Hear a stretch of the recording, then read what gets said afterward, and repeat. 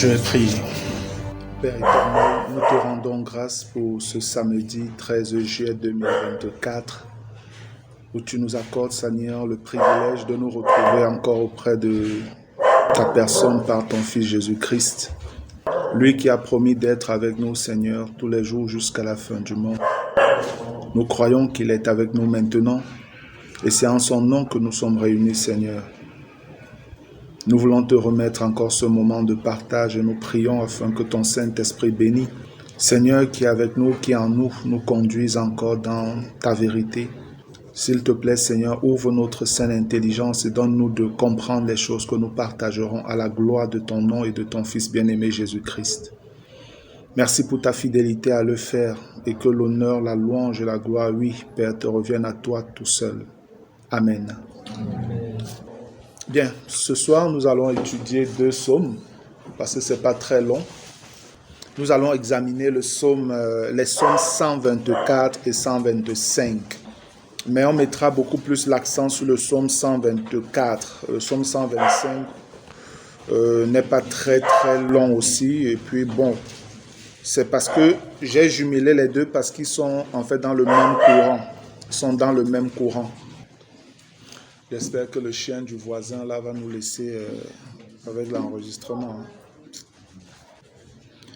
Bien, en tout cas. Voilà, le psaume, on va l'intituler « La protection de l'Éternel pour le reste fidèle d'Israël ». Nous intitulons donc notre partage de ce soir « La protection de l'Éternel envers le reste fidèle d'Israël ». Gloire à Dieu.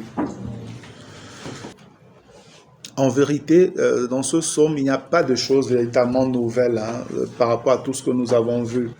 En examinant un peu tous les autres psaumes, en revoyant tous les autres psaumes que nous avons déjà partagés depuis le commencement, on s'est engagé dans cette série, je me suis rendu compte qu'on a fait vraiment le tour en ce qui concerne l'action de l'Éternel vis-à-vis d'Israël. Donc, en gros, on est à la fin. On est à la fin. Les 2 derniers psaumes-ci sont les derniers de notre série d'études sur les psaumes eschatologiques. Gloire à Dieu. Psaume 124 donc, Cantique des degrés de David. Lorsque vous lisez Cantique des degrés souvent dans les psaumes, c'est un peu comme si on disait cantique des escaliers ou cantique sur l'ascension. Et c'est ça, cela faisait référence à des... Vous savez que les psaumes, c'était des chants. Les psaumes, ce sont des chants. Et les psaumes, donc, il y a des psaumes qui étaient chantés lorsque l'on devait monter pour aller au temple, au niveau des escaliers. On les chantait en montant les escaliers. C'est un peu les psaumes qu'on appelle cantique des degrés. Et c'était des psaumes qui étaient chantés à certaines occasions particulières, dans certaines occasions de fête. C'est pourquoi vous pouvez voir sur certains psaumes, on dit cantique des degrés, dans les psaumes qu'on chantait au niveau des escaliers. Amen. Cantique des degrés de David. Sans l'Éternel qui nous protégea, qu'Israël le dise. Sans l'Éternel qui nous protégea. Quand les hommes s'élevèrent contre nous, ils nous auraient engloutis tout vivants. Quand leur colère s'enflamma contre nous. La suite de verset 4 nous donne de percevoir de quel moment ces personnes sont en train de parler en réalité. Et on sait que David était un prophète. Et ce que David, dont inspiré par le Saint-Esprit, disait, avait parfois une double portée. C'était une intervention de Dieu dans le temps où David existait et toutes les attaques qu'il recevait de leurs ennemis. Mais ça avait aussi une portée eschatologique, donc liée aux éléments ou aux événements de la fin des temps. Et quand on lit à partir du verset 4, alors les eaux nous auraient submergés, les torrents auraient passé sur notre âme. Alors auraient passé sur notre âme les flots impétueux. Remarquons ici qu'il parle des eaux qui passent sur leur âme. On comprend donc que les réalités dans lesquelles Israël était engagé n'étaient pas simplement des réalités physiques, mais c'était aussi des réalités spirituelles. C'était des réalités spirituelles. Regardons un peu dans Ésaïe pour peut-être, je vais prendre les deux. Ésaïe 28. Comme je l'ai dit, on l'a déjà lu plusieurs fois dans cette série d'études des psaumes eschatologiques. On revient encore là maintenant. Ésaïe 28. Je vais lire à partir du verset 14. Et Ésaïe 28, à partir du verset 14 là, à partir du verset 14, ça fait référence exactement à l'alliance que l'Antichrist va confirmer dans sa signature avec Israël, selon Daniel 9, 27. Donc c'est de ça que l'Éternel est en train de parler ici. C'est ce que l'Éternel annonçait déjà qu'Israël allait faire. Mais c'est les chefs d'Israël et les chefs d'Israël qui se sont corrompus dans leur manière de faire avec l'ennemi. Et le Seigneur, de manière ironique, leur parle en leur disant: écoutez donc la parole de l'Éternel, moqueur. Vous qui dominez sur ce peuple de Jérusalem, dont les chefs, vous dites: nous avons fait une alliance avec la mort. Nous avons fait un pacte avec le séjour des morts. Quand le fléau débordé passera, il ne nous atteindra pas. Voilà ce qu'ils disent. Donc ici, ils sont en train de parler de toutes les attaques que l'Antichrist pourra mener contre les nations, le monde et tout ce qui lui résiste. Mais eux, ils disent que quand il va agir, eux, ils seront épargnés. Pourquoi? Parce qu'ils auront signé une alliance avec lui. Quand le fléau débordé passera, il ne nous atteindra pas, car nous avons la fausseté pour refuge et le mensonge pour abri. Ça, c'est un ton ironique du Seigneur. Dieu est en train de leur révéler en leur reprenant et en les avertissant que ce que vous êtes en train de faire, c'est avec l'ennemi que vous le faites. Vous pensez que quand il va s'acharner sur le monde, vous allez être épargnés. Laissez-moi vous dire que vous ne serez pas épargnés. Ce n'est pas lui, ce n'est pas vers lui que vous pouvez avoir votre secours. Mais le verset 16 nous dit: c'est pourquoi ainsi parle le Seigneur, l'Éternel. Voici, j'ai mis pour fondement en Sion une pierre éprouvée, une pierre angulaire de prix, solidement posée. Celui qui la prendra pour appui n'aura point hâte de fuir. Donc, après que le Seigneur les avertit, aux deux premiers versets 14 et 15, il leur donne la solution. C'est tellement merveilleux de voir la miséricorde de Dieu, même envers ceux qui le rejettent, ceux qui le méprisent, ceux qui l'insultent, ceux qui font tout ce qu'ils font.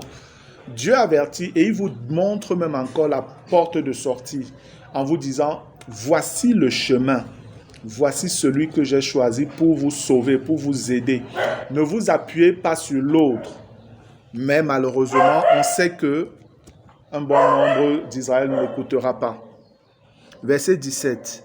Je ferai de la droiture une règle et de la justice un niveau, et la grêle emportera le refuge de la fausseté, et les eaux inonderont l'abri du mensonge. Votre alliance avec la mort sera détruite. Votre pacte avec le séjour des morts ne subsistera pas. Quand le fléau débordé passera, vous serez par lui foulés aux pieds. Alors que eux, ils disent au verset 15, la deuxième partie, quand le fléau débordé passera, il ne nous atteindra pas.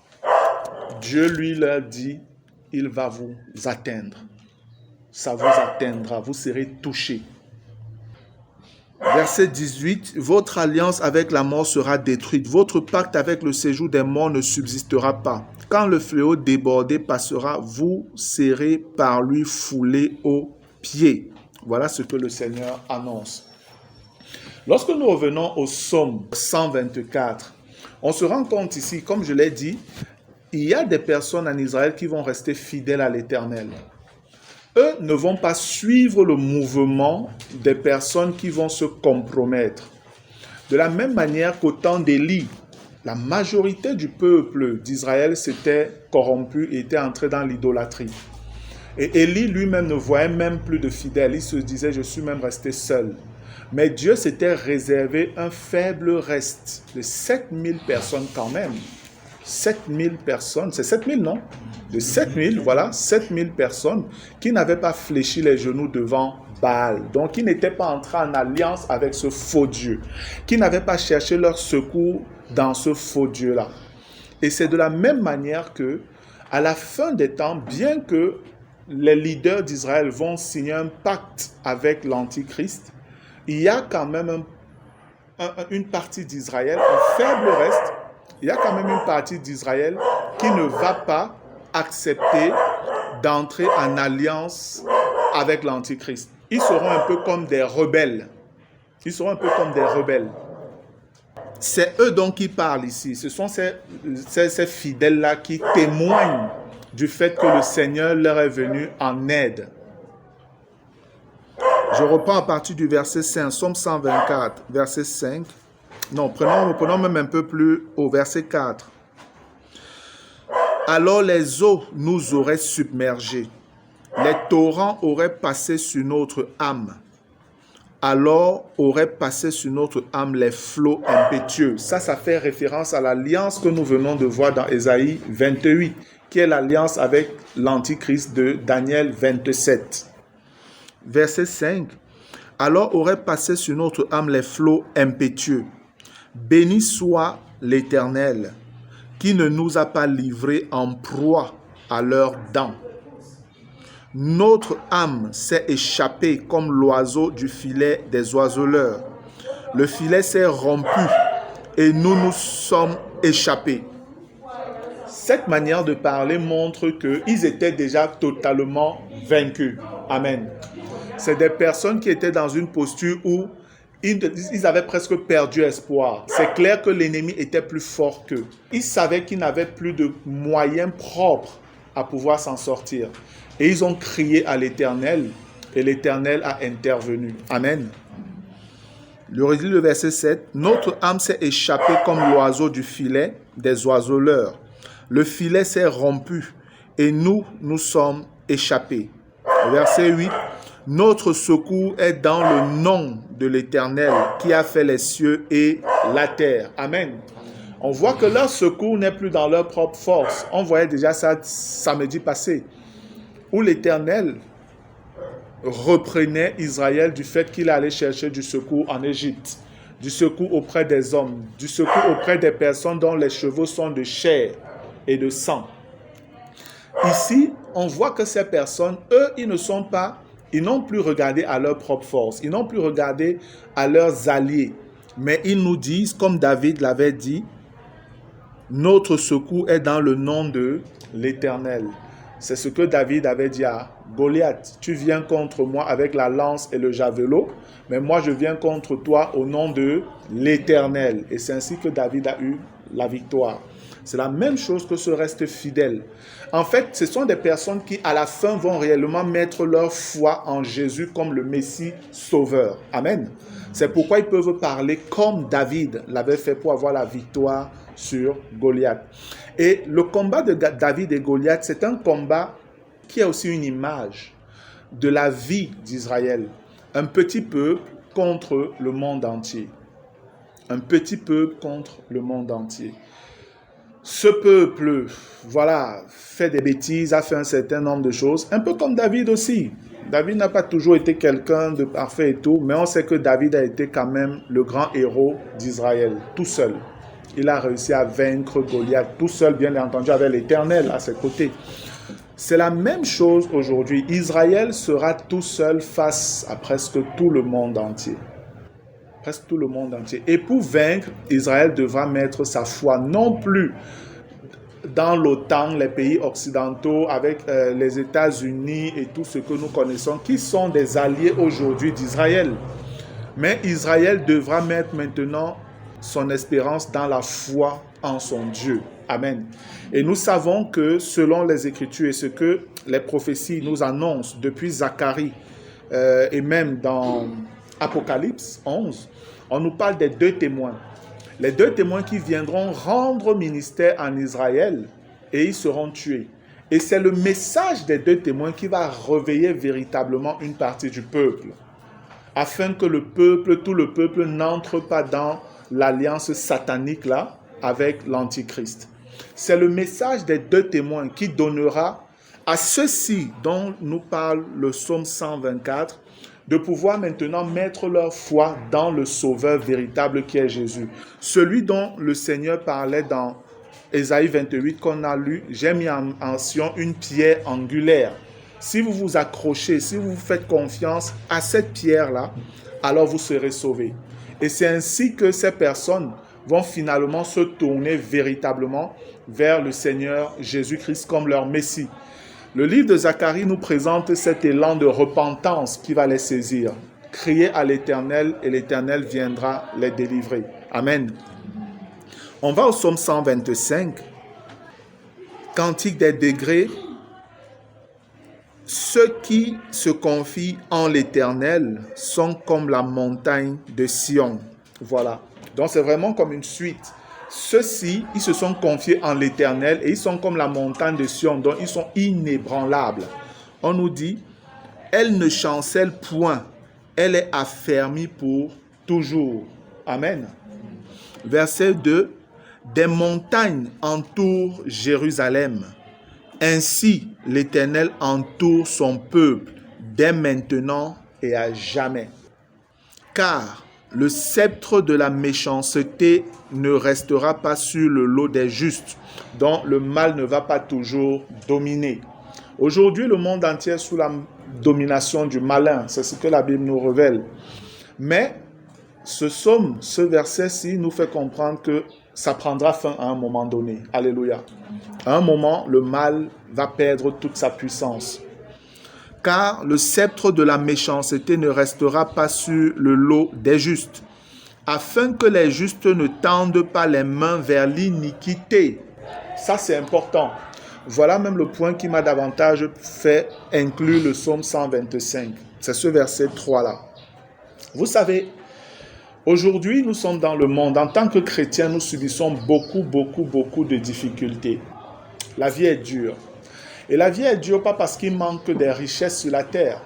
La vie est dure parce que certaines personnes utilisent leur savoir, leur intelligence pour s'accaparer ces richesses. Et avec ces richesses, elles ont le pouvoir. Et avec le pouvoir qu'elles ont, elles font tout pour rester à leur place et dominer sur les autres. Et le mal perdure parce que ces personnes utilisent des moyens qui sont contre la volonté de Dieu. Et elles dominent sur les autres êtres humains, ce qui n'est pas la volonté de Dieu. Nous, chrétiens, nous sommes censés être les garants de la justice et de la vérité. Nous sommes censés être des soldats de la justice et de la vérité. Et c'est pourquoi Dieu nous donne de comprendre ces choses-là. À un moment sur la terre, la vie deviendra de plus en plus dure. Vous pensez qu'elle est dure? Oui, c'est vrai. Mais sachez que ça va être encore plus dur. Je vous ai toujours dit que tant que nous sommes là sur la terre, ça veut dire qu'on peut encore vivre dans la sainteté. Amen. On peut encore vivre sans nous souiller et nous compromettre avec le mal.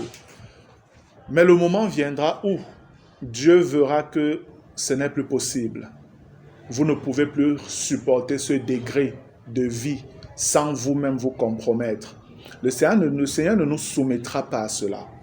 C'est pourquoi il y aura l'enlèvement. Alléluia. C'est pourquoi il y aura l'enlèvement. L'un des éléments déclencheurs de l'enlèvement, c'est une vie de sainteté des chrétiens ou ce désir de vie de sainteté dans un monde pervers. Lorsque Dieu verra combien ses enfants souffrent, combien ils souffrent réellement, physiquement, ils sont oppressés spirituellement à cause du désir de rester fidèles. À un moment, le cœur de Dieu va flancher. Il va dire, ok, c'est bon. Je pense que l'épreuve par laquelle il devait passer est terminée maintenant. Parce que nous sommes maintenant dans une période d'épreuve où Dieu est en train de nous éprouver. Il nous fait passer vraiment dans le creuset comme l'or pour qu'on soit quelque chose de fin. C'est pourquoi nous sommes en train davantage de supporter toutes ces souffrances-là. Ce n'est pas en vain. Dieu a un plan qu'il est en train de mettre sur pied parce que le Seigneur connaît ce qu'il a réservé pour l'éternité à ceux qui lui appartiennent. Encore plus à ceux qui appartiennent à l'Église. de Jésus-Christ. Alléluia. C'est une chose extraordinaire, c'est un privilège merveilleux que d'appartenir à l'Église et de subir ces moments difficiles que nous subissons.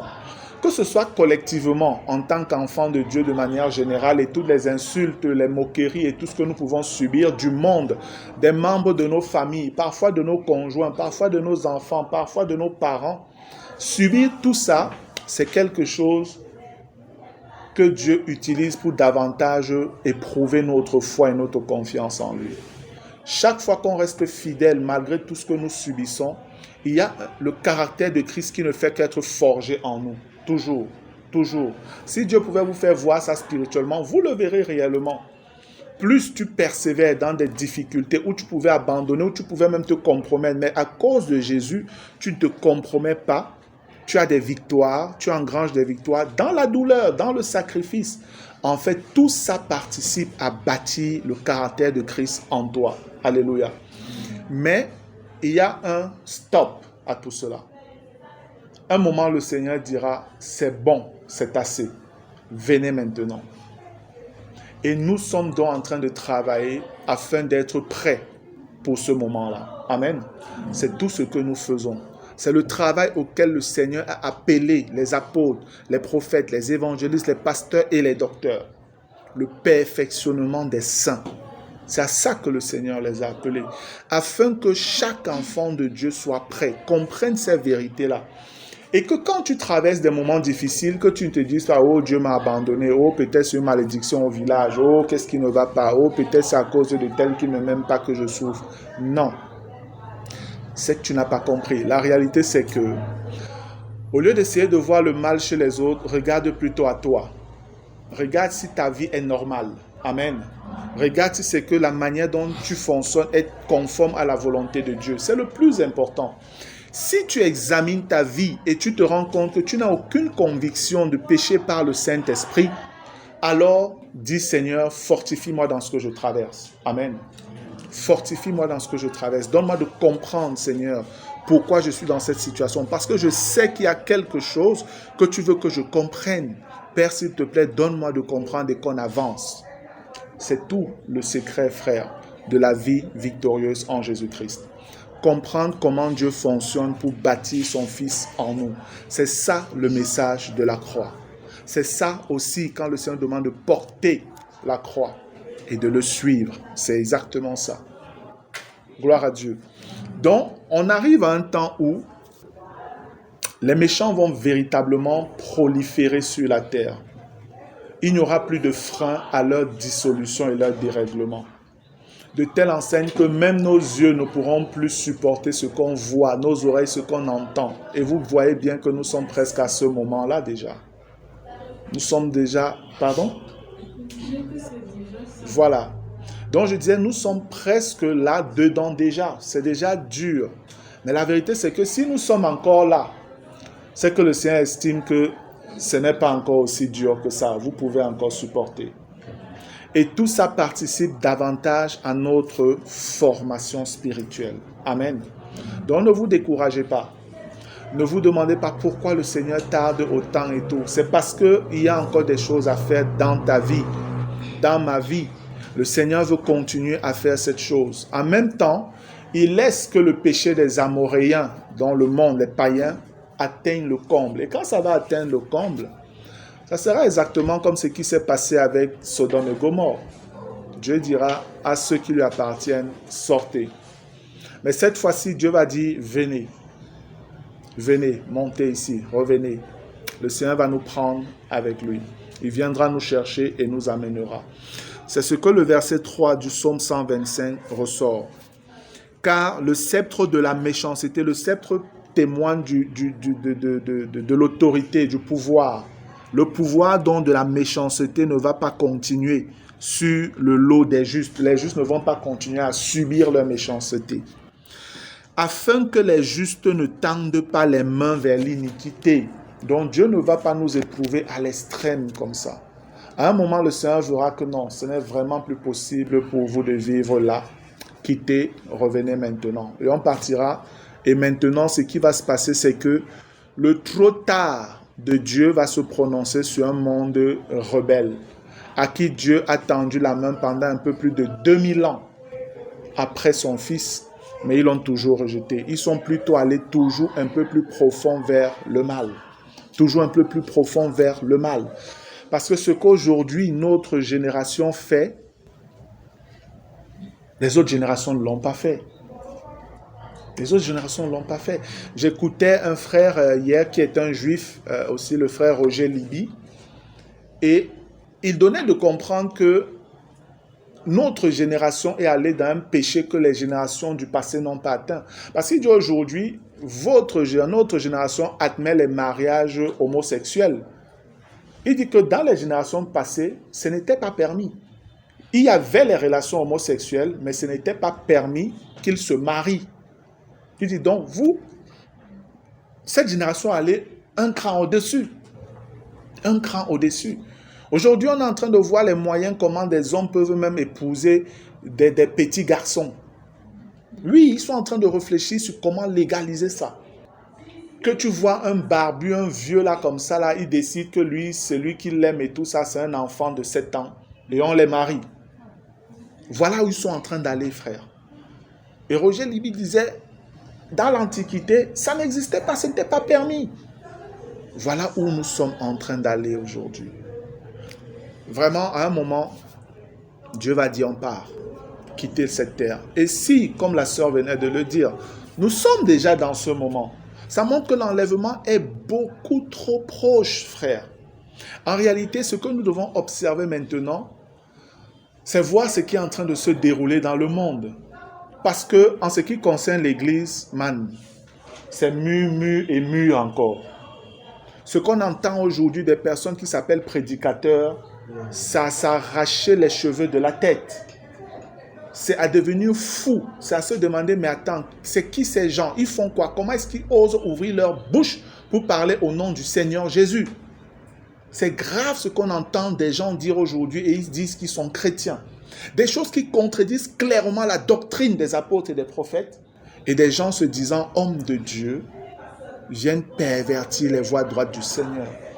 L'église, là, ce qu'on appelle la chrétienté, l'église en général, là, c'est bon, c'est mûr, c'est bon pour le jugement, il n'y a plus rien à faire. Maintenant, le regard doit être porté un peu vers le monde. Quels sont les éléments géopolitiques, géostratégiques, géoéconomiques qui sont en train de se positionner dans le monde et qui nous donnent de percevoir que wow, voici des éléments déclencheurs bientôt. Et ça, quand on regarde l'actualité, on se rend compte qu'on est en train de frôler les mois. On frôle les mois, on est sur des mois pour que, quand je dis mois, ça peut être même semaine, afin que le monde va en vrille. J'ai partagé aujourd'hui une publication X, l'ancien Twitter, où on disait que la Russie et la Corée du Nord sont en train de faire des essais militaires et tout ça là. Et la Chine. Voilà, la Chine sont en train de faire des essais. Nous savons que la semaine dernière, justement, Poutine, ou il y a 2 semaines, Poutine était en Corée du Nord. Et il a clairement déclaré que lui, il va désormais vendre librement ses armes à la Corée du Nord. Alors qu'il y avait un embargo international contre ce pays pour ne pas leur vendre des armes. Poutine dit maintenant, je vais vendre. Et vous voyez que tout ça exacerbe les tensions vis-à-vis de l'autre camp. Et comme la chair est orgueilleuse, les hommes sont orgueilleux, les gens de l'autre camp vont dire, mais attends, ceux-là, ils pensent donc quoi? C'est parce qu'on reste tranquille depuis là qu'ils croient qu'ils peuvent faire n'importe quoi. Ils vont essayer d'agir sous l'orgueil. L'autre en face, c'est aussi des païens. Poutine et tous ses amis, ce n'est pas des enfants de cœur. L'orgueil va aussi monter là-bas et le feu va prendre. Donc, nous sommes réellement proches d'un conflit mondial qui va embraser, qui va secouer le monde. Mais selon les prophéties, nous savons que ça ne va pas trop durer. Ce sera juste l'élément déclencheur pour la révélation de l'Antichrist. Amen. Donc, nous sommes cette génération. Nous sommes très proches de cette réalité-là. Nous devons être prêts. Le mal ne va pas toujours continuer à nous oppresser. Bientôt, nous allons partir. Israël aussi connaît ça. Mais nous savons que Israël va devoir passer par des moments très compliqués.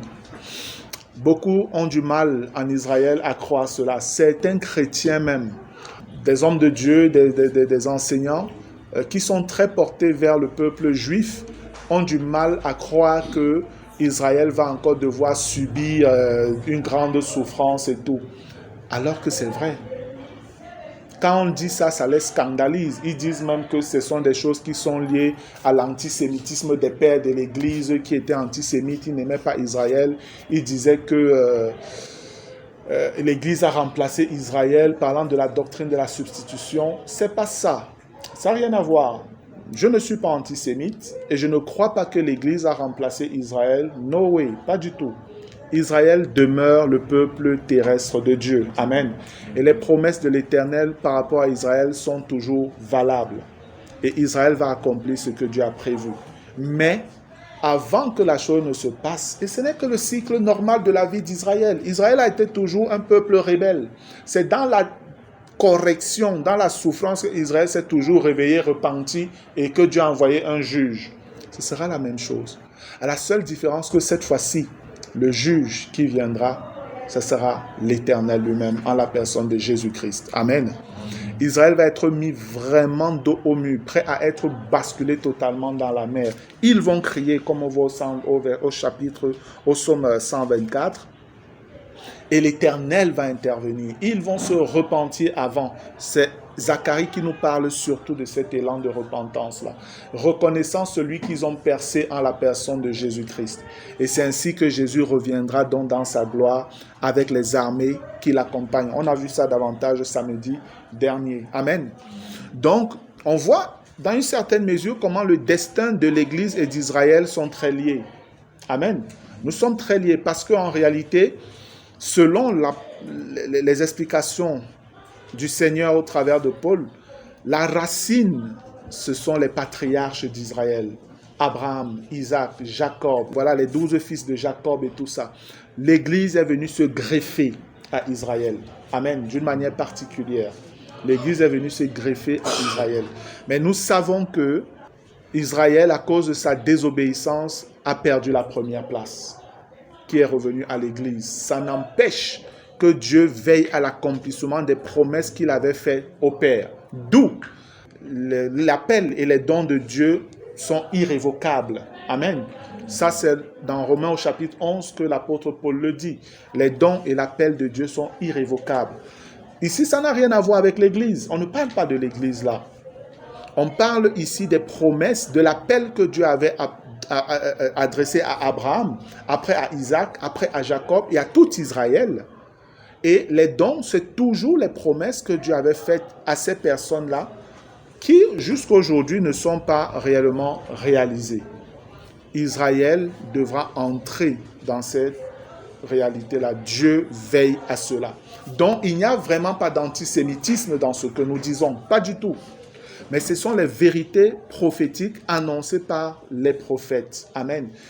Que ce soit ceux de l'Ancien Testament qui, les Écritures nous le disent, ne comprenaient pas la chose, mais avec les prophètes du Nouveau Testament, en l'occurrence des personnes comme Paul, Pierre, Jean et autres, les lumières nous sont apportées encore pour mieux comprendre ces vérités-là. Israël devra passer par des moments difficiles pour être épuré aussi, pour l'amener à la repentance afin que l'Éternel vienne agir et délivrer son peuple et lui donner d'entrer dans les promesses qu'il avait faites. Gloire à Dieu. Verset 4, Psaume 125. Éternel, repens tes bienfaits sur les bons et sur ceux dont le cœur est droit. Verset 5. Mais ceux qui s'engagent dans les voies détournées, que l'Éternel les détruise avec ceux qui font le mal. Et il conclut en disant que la paix soit sur Israël. Et nous nous disons Amen. Oui, que la paix soit sur Israël. Nous n'avons rien contre Israël, absolument rien. Mais la vérité, c'est que nous devons aussi annoncer les vérités que le Seigneur nous révèle dans sa parole. Voilà, frères, nous avons terminé comme ça avec l'étude des psaumes eschatologiques. Je bénis le Seigneur qui nous a donné vraiment de persévérer, malgré parfois les interruptions qu'il y a eu sur certains samedis ou les directions autres que le Seigneur pouvait donner sur certains samedis. Nous sommes réellement arrivés à la fin ce jour. Que toute la gloire revienne au Seigneur. Et ça va davantage nous donner aussi, avec tous ces éléments que nous avons déjà, vous pouvez réécouter facilement les différents psaumes. Ça nous permettra d'examiner facilement maintenant certains autres passages prophétiques dans l'Ancien Testament. Vous aurez vraiment beaucoup plus de facilité à saisir avec tout ce que nous avons parcouru pendant tous ces moments-là. Que le Seigneur soit loué. Je vais prier. Père éternel, nous te rendons grâce une fois de plus. Merci Seigneur pour ta bonté, pour ta miséricorde. Merci encore pour tout ce que tu as bien voulu nous révéler au travers de ces psaumes, Seigneur. Béni sois-tu pour ton amour, oui, parce que c'est un témoignage de ton amour, Papa, de nous donner de connaître ces choses, afin de nous encourager dans tout ce que nous pouvons traverser dans ce monde, dans tout ce que nous pouvons voir. Père, quand nous regardons le monde, on se dit, les méchants sont puissants, peut-être jamais leur règne ne s'arrêtera. Ils vont réussir à tous nous détruire, ils vont réussir à détruire l'humanité, ils vont réussir à soumettre l'humanité. Mais ta parole est inébranlable, Seigneur. Ta parole est efficace et ta parole ne peut être anéantie. C'est pourquoi nos cœurs se réjouissent en toi, ô notre Dieu, pour l'amour que tu as eu de nous révéler ces choses. Tu ne nous as pas laissés dans le flou, Seigneur, mais tu as voulu nous révéler ces choses afin que nous puissions davantage persévérer malgré tous les assauts de l'ennemi, que ce soit sur le plan physique ou sur le plan spirituel, Seigneur. Nous regardons à toi et nous t'implorons afin que tu nous soutiennes toujours, Papa. Nous avons besoin de toi. Oh Dieu, soutiens-nous, éclaire-nous, donne-nous davantage même de comprendre ce que nous ne comprenons pas bien, afin que notre foi soit véritablement ancrée sur la révélation de la vérité au nom de Jésus-Christ. Reçois toute la gloire, Père. Amen. Gloire à Dieu.